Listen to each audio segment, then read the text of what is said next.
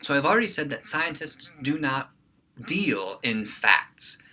They do not deal in discoveries, although we talk about scientific discoveries. What happens in a scientific discovery is there's a new observation that challenges an existing hypothesis, and when that hypothesis is then rejected, that's considered a discovery. So we've learned something new that has challenged an old, long-standing hypothesis, if you remember, not in your lifetime, but the idea that quantum mechanics challenge the understanding of classical physics or classical mechanics, that an object can be in two places at once, for example. That was a discovery. But what it did was challenge existing hypotheses that had stood for hundreds of years. And that's how science continues to progress. We evaluate a hypothesis, and some people even say, that hypothesis is false, and here's my evidence. But other scientists say, that evidence isn't good enough. And so there's a huge social component to science as well. And so what I want to talk about now are knowledge claims. If there isn't an indisputable fact in science, and again, the gravitational constant hasn't been disproven, and I can't imagine someone writing a science article saying why the gravitational constant is false, or why gravity is a myth, or something like that. But it could happen. And most people would read it and be like, that's not very good evidence, and throw it away, which is why we use peer review in the sciences. But if we're not dealing in facts this way, how do we generate knowledge? And so I want to talk a little bit about knowledge. The philosophical term for this is epistemology, from the word episteme, and so it's the study of knowledge and how we know what we know.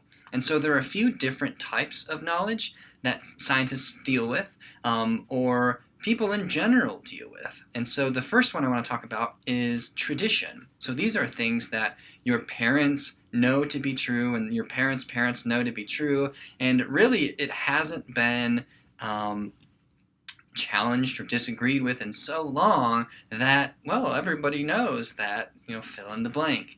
And this will vary from region to region, country to country, religion to religion, I'm sure, but there are some things that we trust based on how we were raised. And so it might be a child-rearing practice. Oh, my mom always did this when I was upset. Whenever I got upset, my mom would do this, and so that's what you have to do with kids. Well, maybe that hasn't been tested. Maybe a scientist hasn't come in and scrutinized that, but it's gone on for so long in your family lineage that it's not challenged. And so that's knowledge based in a tradition.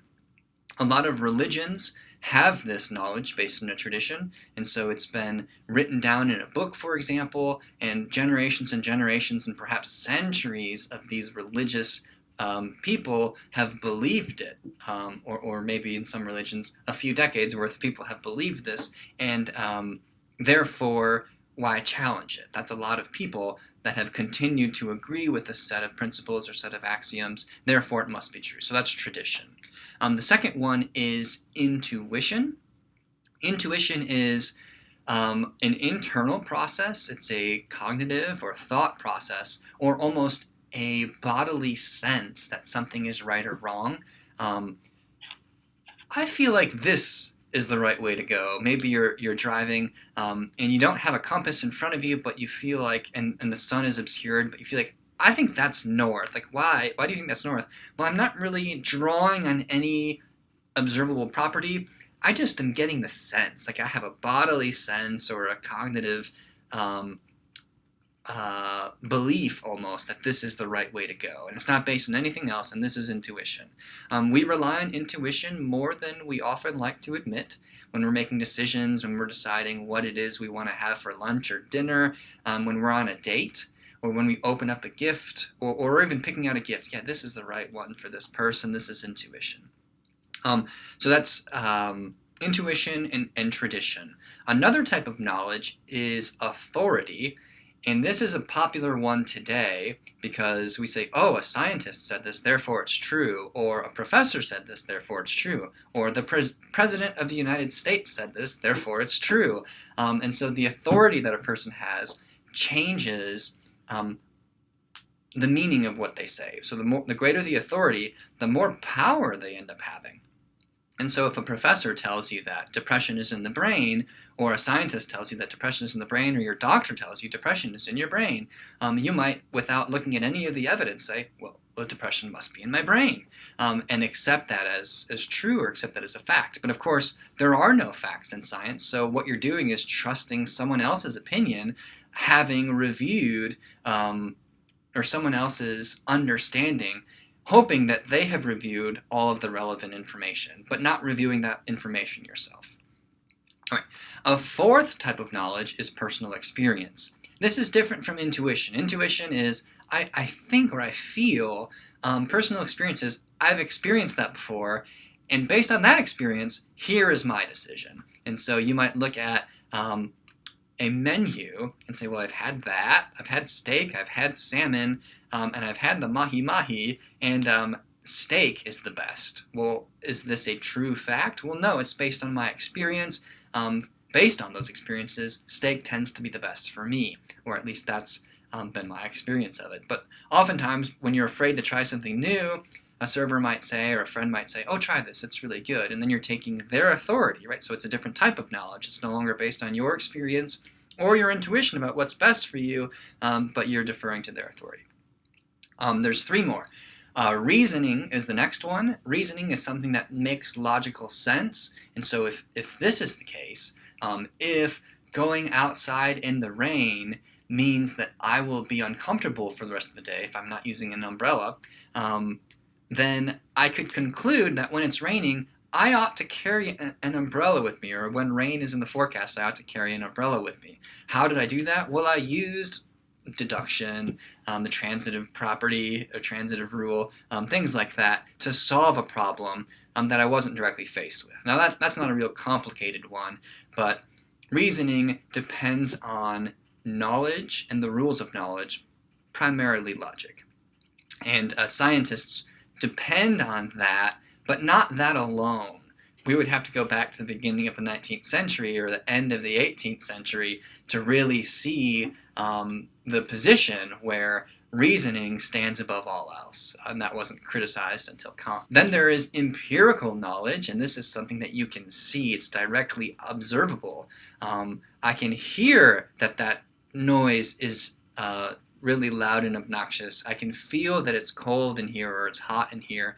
I can see how beautiful this painting is. These are all, we're talking about observation, and so we have the five senses that we can depend on. But as we saw earlier, I can listen to something and find it beautiful, and you can listen to the same thing and find it dull and boring, and so we're both listening to the same thing. And so it's that process of listening, maybe not the judgment. Maybe we can hold the judgment off till later, but the listening part is identical for both of us, or at least we're relying on the same faculties, namely audition, to listen to music that's being played. And so that's called empirical. And scientists often blend reasoning, a priori reasoning, so in hypothesis testing, and empirical observation.